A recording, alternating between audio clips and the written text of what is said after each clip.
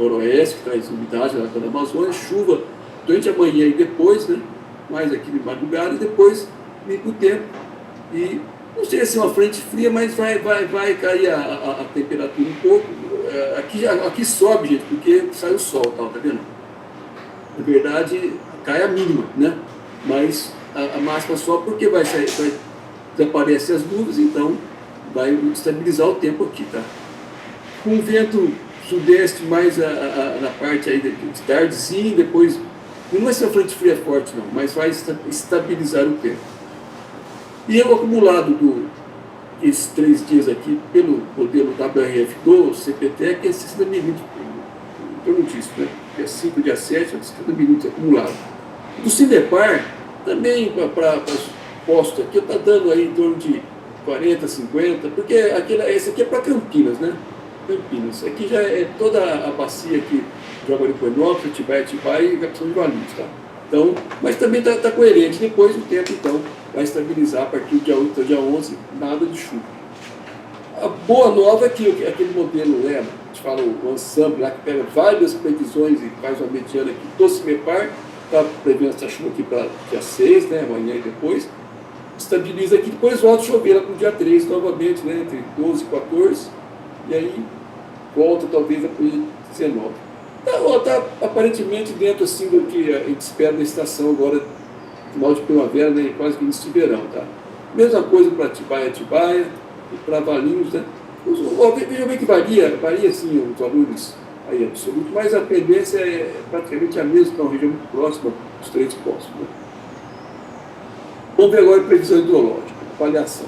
Vejam só, em novembro, Buenópolis, bandeira surpreendente, eu não sei depois por quê.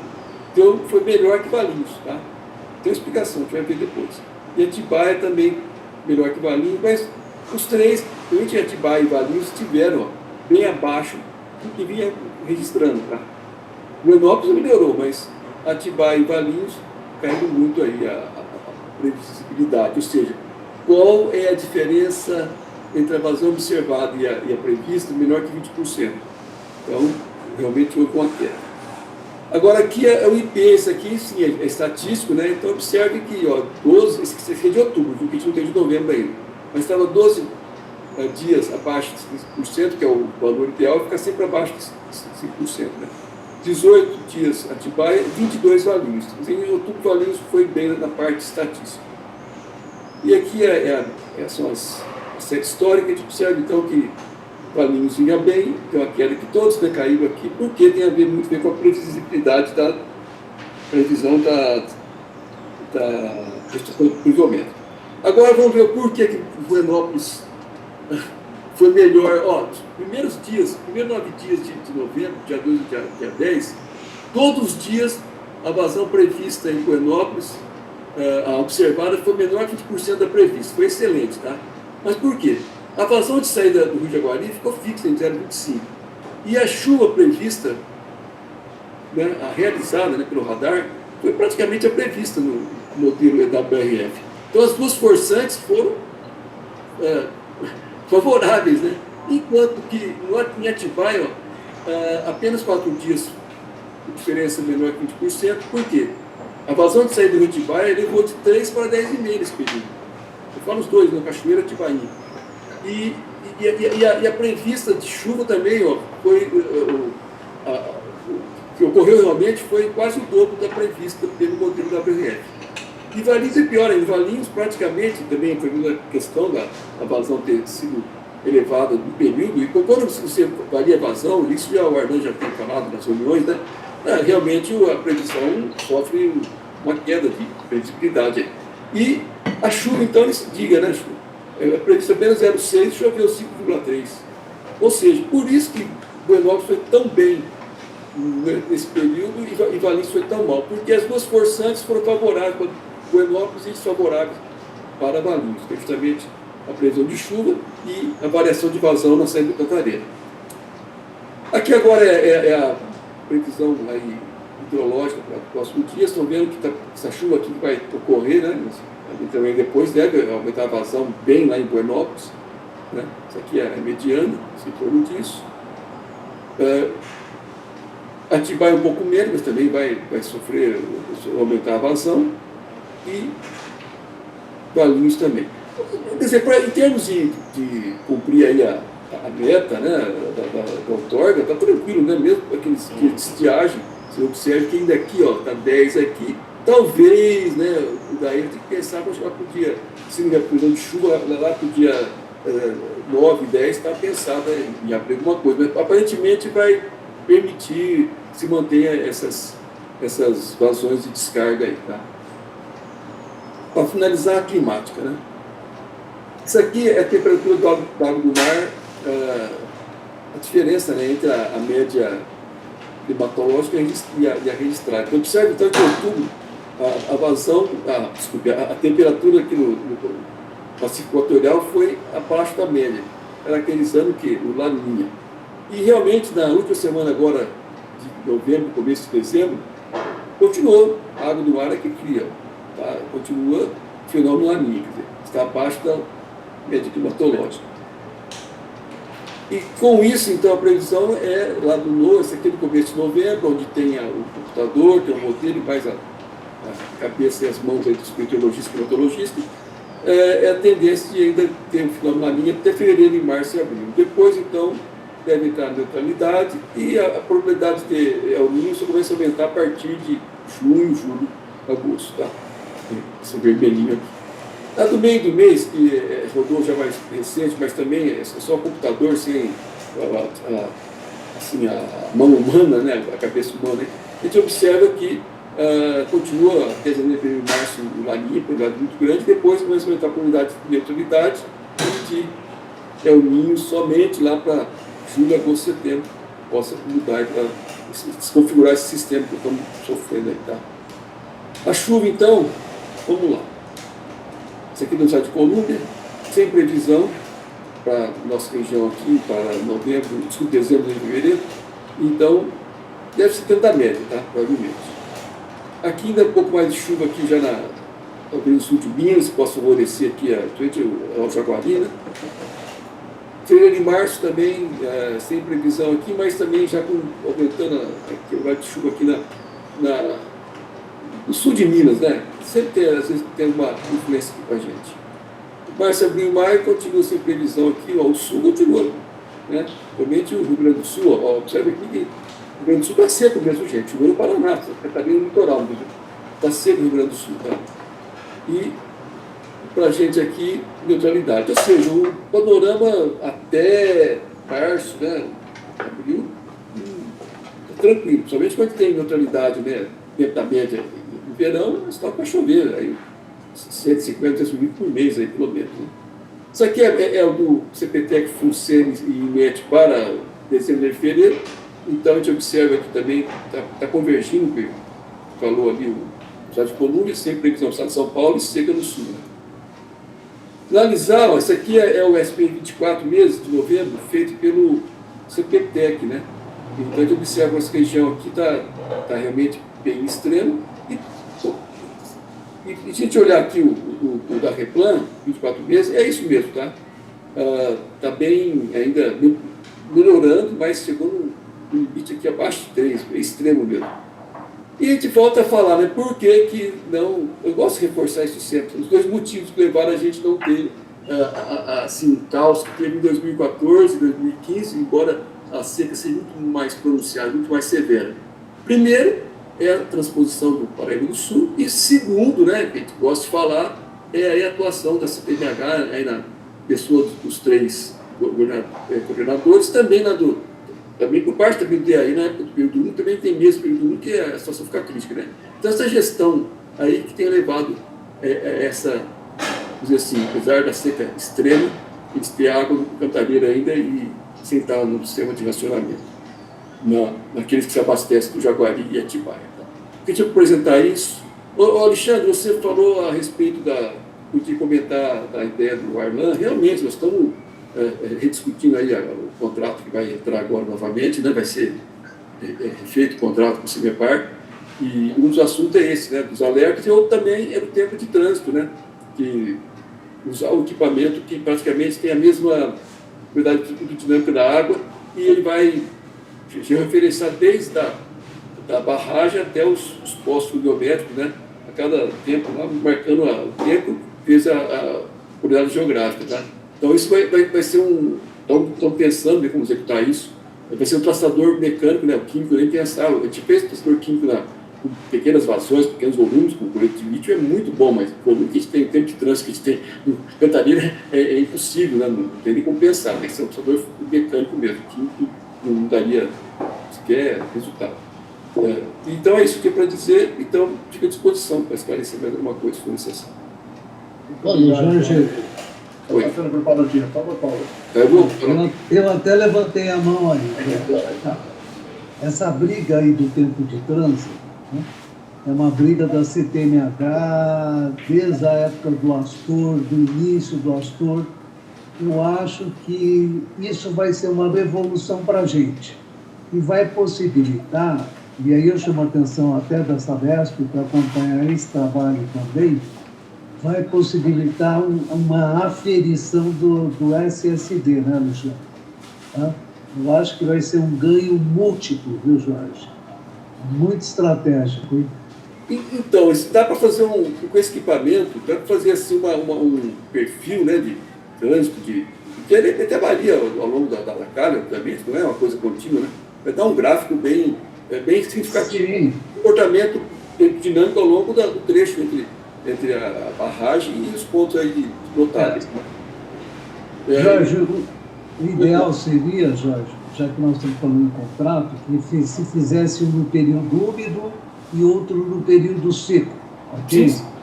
Para a gente poder fazer essa operação. Tá? E aí eu até sugiro, já na hora que tiver sacramentado, né, trazer uma apresentação sobre essa tecnologia do tempo de trânsito, tá? Os membros da CTBH. Tá? Futuramente, eu acho que isso pode ser importante até no Jaguari, a partir do momento que a gente vai ter uma represa, talvez no Jundiaí, lá para o Polga, tá certo? Eu acho que valeria a pena. Fica registrada a minha sugestão aí e tem meu apoio. Tá? Perfeito. O Daniel pediu a palavra, Alexandre, acho que ele quer falar sobre esse assunto. Claro, vocês estão fazendo todos os combinados, vamos ver quem vai pagar a conta agora, né? Você, Alexandrão. Por favor, Eduardo Você Leco. vai se elogiar aqui. Olá, bom dia a todos. Eu peço desculpa se eu fizer uma fala sobreposta a uma colocação do Jorge. Eu tive um problema de travar meu computador aqui bem no momento que o Jorge fez a exposição dele. Né? Mas só queria fazer uma adição referente a esse assunto de trânsito, questões que mesmo foram mencionadas que eventualmente envolvam alerta, que nós vamos ter que nos atentar à disposição do recurso financeiro que está previsto para isso, né? A gente vai ter que estar sempre de olho nessa ponta e sempre olhando também todos os trâmites administrativos, né? Só acho importante mencionar essas variáveis, que são variáveis que a gente vai ter que sempre levar em conta quando a gente planejar uma ação dessa natureza. Estamos dialogando, mas com muita atenção a essas variáveis que eu mencionei. Obrigado, Léo. Esclarecimento. Acho que o Sinésio pediu a palavra. Por favor, Sinésio. Desculpa, sim. Jorge, se eu tiver certo, é o seguinte: El Niño é um aquecimento da água do Pacífico, não é? E a tendência quando aquece a água do Pacífico é chover mais aqui no Brasil. Isso é verdade? Sim, veja bem, quando a água lá no Pacífico aquece, é o Ninho. Aí chove aqui na região sul, parte da região sudeste, é o tendência, tá? E seco no nordeste. Quando nós temos laninha, que é a temperatura da água do mar abaixo da média climatológica, é o contrário, você tem seca aqui no sul e chuva no nordeste, na região norte e nordeste, tá? Isso aí não, é um fenômeno que já foi, assim, estudado, vamos dizer, de maneira para trás, né, passado, né? Tratamento com dados de várias naturezas, até de fósseis de aves no Peru, é bem complexo isso, mas mostrando que esse fenômeno repete há muitos anos. Não tem a ver com mudança climática, não. Antes da mudança climática já vinha acontecendo, é cíclico. É lógico que a mudança climática é um outro fator que com ele deve baralhar mais ainda o processo, mas é isso mesmo. Agora, nem sempre, viu, Sinésio, aqui para a região sudeste, principalmente, São Paulo, nem sempre isso é uma verdade, varia. O que tem de certeza é que com Laninha você tem dias mais frios no inverno, no verão, tá? E no Laninha mais quente. Isso é um fato. Agora, a chuva depende também do Oceano Atlântico, das correntes no Atlântico, é um pouco mais complexo. Mas a tendência, em média, é essa aí que você afirmou.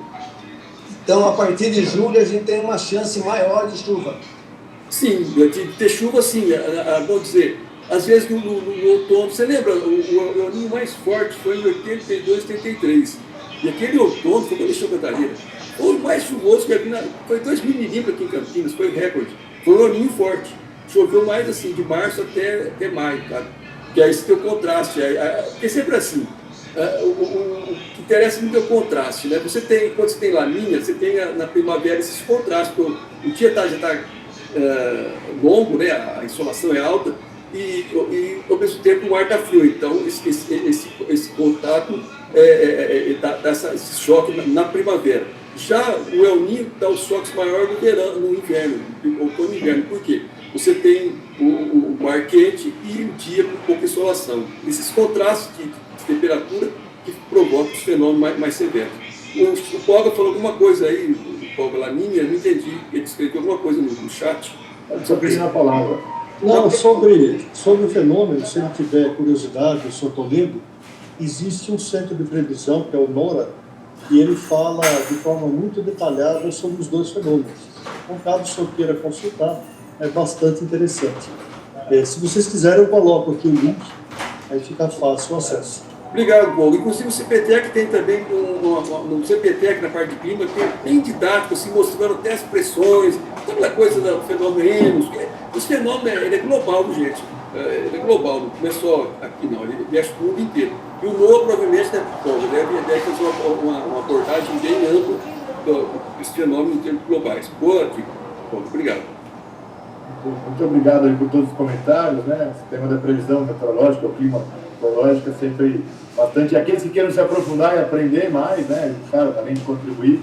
Lembrar que as reuniões de GT Previsão ocorrem sempre alguns dias antes da CTMH, é aberta a todos, né, Jorge? Aqueles que queiram participar e contribuir, fiquem à vontade. É toda a última quinta-feira antes da reunião do CTMH, o CIMEPAR, né? E o mesmo GT Previsão. Obrigado. Obrigado, Jorge. E essa questão do tempo de trânsito, claro que nos interessa muito, nós temos um estudo de tempo de trânsito, mas lapidá-lo, aperfeiçoá-lo, com condições mais práticas, vamos chamar assim, né?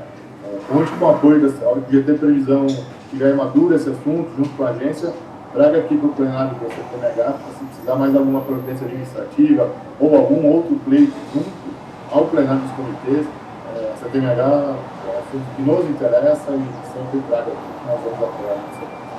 Bom, só antes de passar agora, obrigado, Jorge, a todos, o pessoal do CIMEPAR também, a Alain e companhia que está por aqui conosco.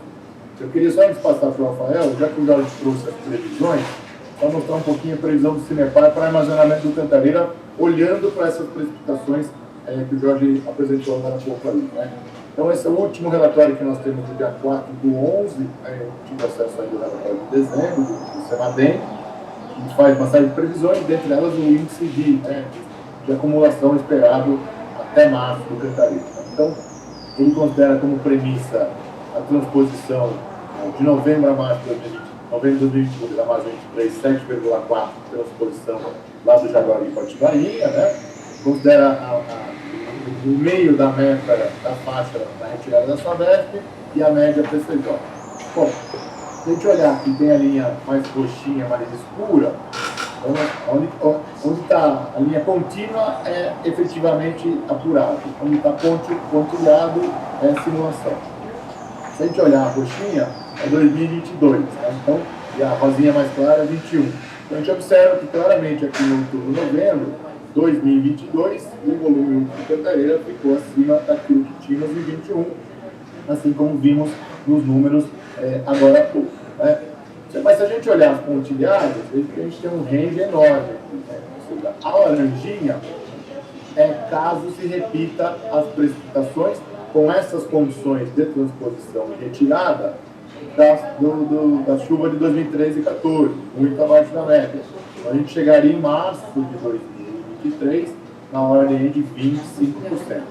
Se chover 50% abaixo da média histórica esperada, chegaríamos em março com 26%.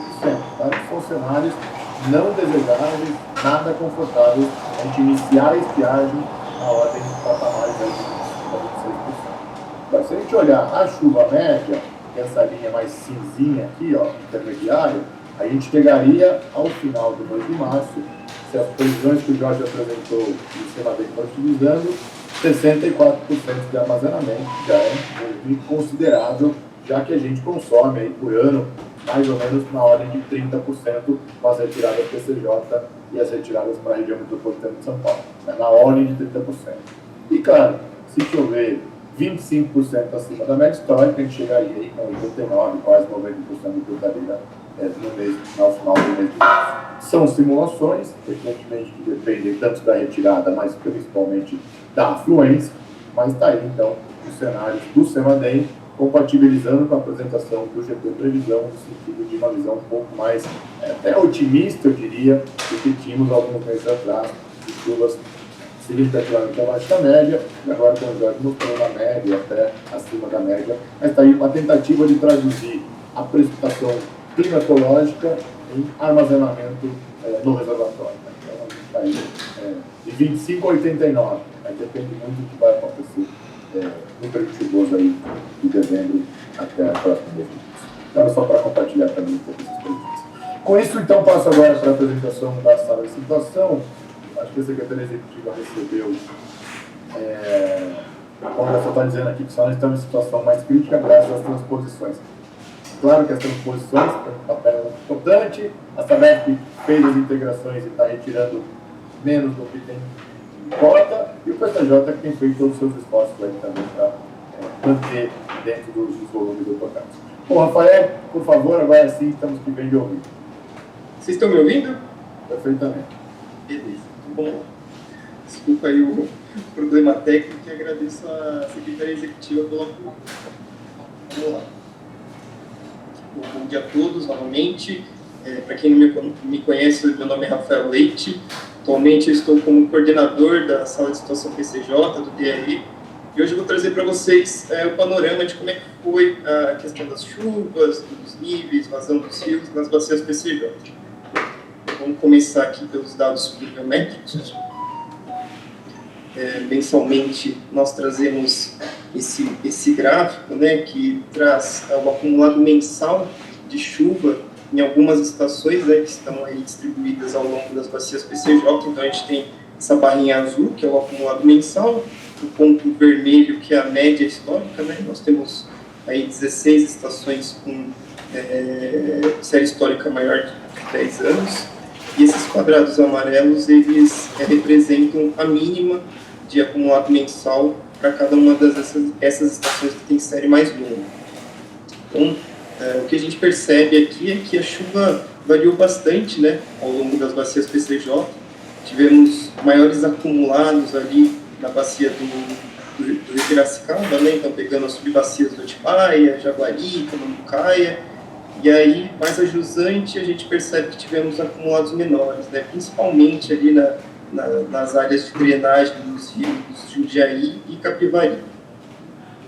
Pode passar. Fazendo uma análise mais espacial dessas chuvas, né, esse mapa aqui que a gente pega mensalmente no site do CPTEC, ele mostra que na extensão da região das bacias PCJ, tivemos um predomínio de anomalias negativas de precipitação, né? Apesar de 7 estações terem registrados pontualmente chuvas acima da média histórica, quando a gente faz essa análise espacialmente da chuva, interpolação, percebe-se que a média climatológica não foi atingida. Pode passar. Isso fica mais evidente nesse gráfico aqui, né? Em que a gente contabiliza para cada uma dessas estações quantos dias ocorreram uma determinada classe de chuva, né? Então, nós temos ali desde dias sem chuva, sem registro nenhum, até uma classe de chuva de 90 a 115 milímetros, né? Então, a gente percebe que tivemos aproximadamente 18 dias sem nenhum registro de chuvas, né?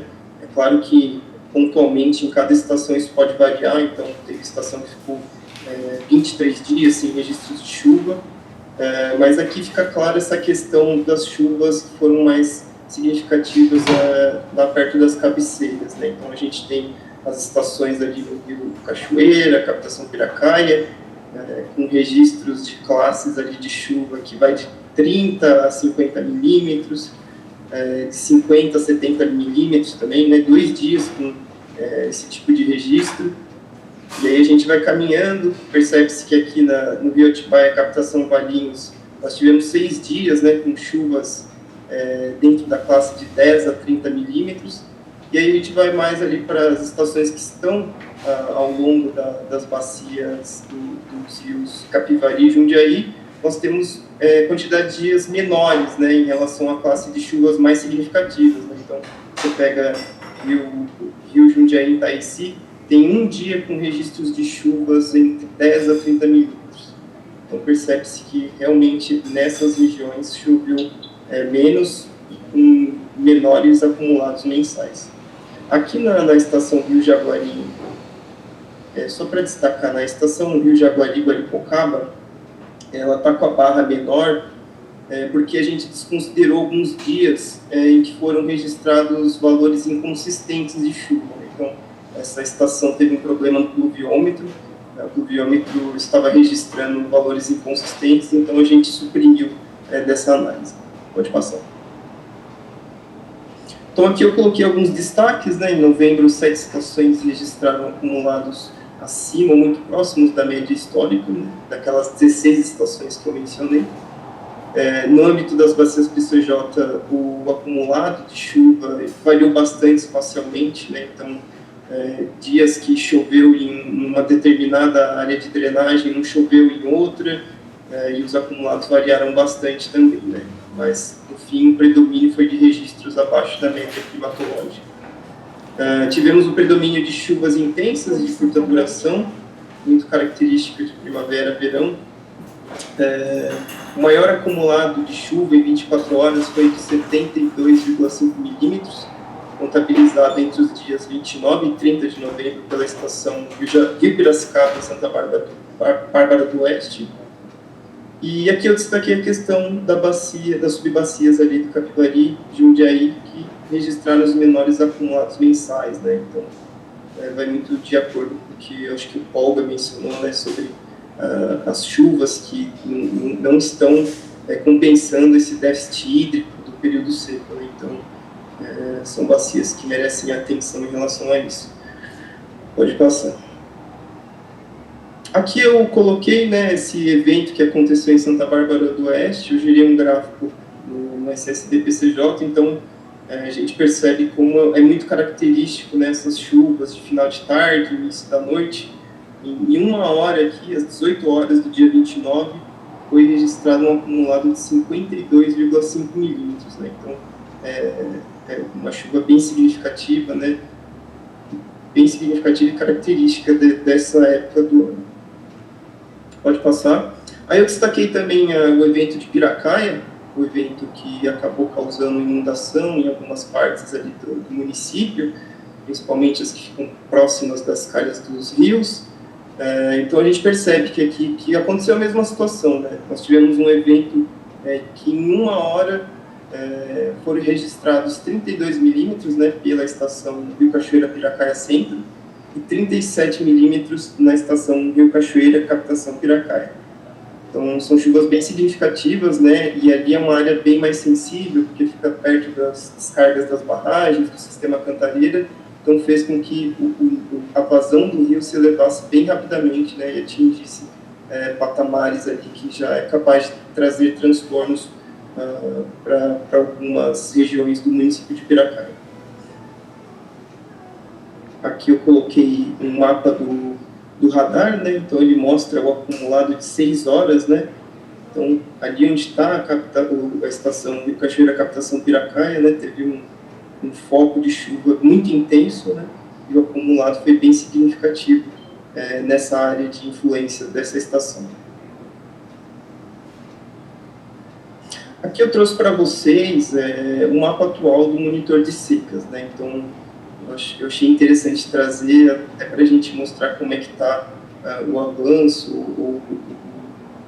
ou como a seca está regredindo, né? Então, esse mapa do monitor de secas, ele é um acompanhamento regular e periódico, né, que a Ana faz com muitos parceiros, setor público, privado, e é um acompanhamento da atuação da seca, né? Então, dentro desse mapa, dos produtos que são disponibilizados, existe uma classificação de seca por grau de severidade, né? Então, são 5 categorias, e além disso, tem a delimitação e indicação de impactos, né? Seja ele de curto e ou longo prazo.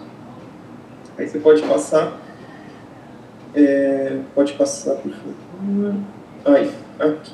Então, aqui no mapa a gente percebe que na região das bacias PCJs, né, a gente tem um predomínio de seca moderada, né? O que percebe-se que ocorreu um abrandamento da seca, né? Muito por conta das chuvas que vem ocorrendo ali, ocorreram no final do período seco, ali em setembro, início do ano hidrológico, em outubro. Então, você teve um recuo daquela classificação de seca grave e agora o que a gente tem é um predomínio de seca moderada, né? Então, em relação aos impactos, não houve mudança, né? A região das bacias PCJs vem vivenciando, experimentando impactos de curto e longo prazo. Aí, no próximo slide, eu coloquei uma comparação, né, de outubro de 2021 com outubro de 2022. Então, a situação é totalmente diferente, né? O que a gente tinha lá em outubro de 2021 era um predomínio, né, da categoria de seca grave, com um avanço ali da outra categoria, que seria a seca extrema. E aqui, em 2022, o mapa que foi produzido em 21/11/2022, a gente percebe um abrandamento bem significativo da seca, né? Então, houve um recuo dessa categoria de seca grave e a gente percebe o predomínio de seca moderada, né, com tendência de melhora. Pode passar.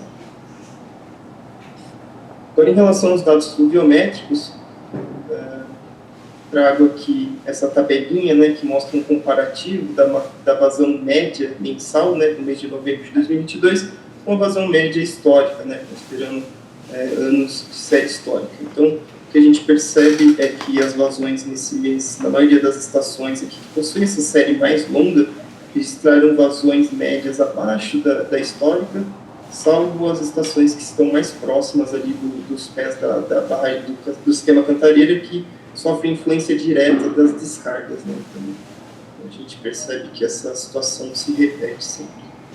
Pode passar. E aí, para variar um pouco essa análise, né, a gente também traz para algumas estações essa análise da vazão média mensal, né, no mês de novembro, só que comparando com médias mensais por década, né.